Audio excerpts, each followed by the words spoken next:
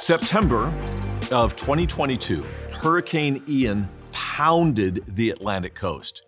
It was actually the third costliest weather disaster on record and the deadliest hurricane in Florida's history since 1935. Powerful storm. Well, Christmas came along and a friend of mine had a condo down there in a high-rise apartment. He said, hey, why don't you go down there and get some R&R? And so we did. By then, their condo, it's like on the 10th floor, had been pretty much renovated by then.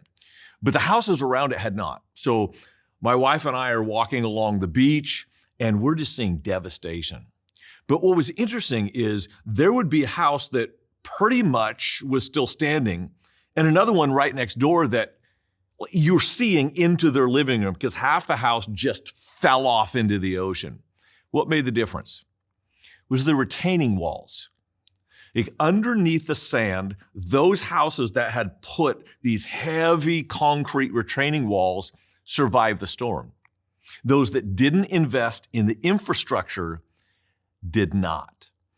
And that's kind of what we're talking about in this series of renovation. Do you have the right load-bearing walls to hold your house up in a storm?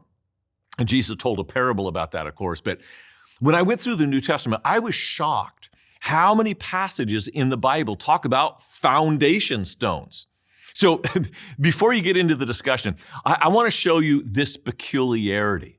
Matthew 21, verse 42. Jesus said to them, have you never read in the scriptures, the stone the builders rejected has become the cornerstone. The Lord has done this, and it is marvelous in our eyes. He also said, anyone who falls on this stone will be broken to pieces.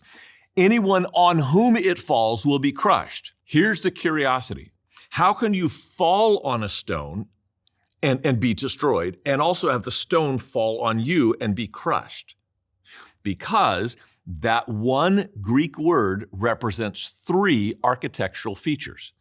The first we translated is cornerstone. And you can see in this image of a cornerstone, it's the stone on the bottom corner of any building. And once you get that straight, the rest of the building will be straight. But it also represented two stones above. One is the keystone.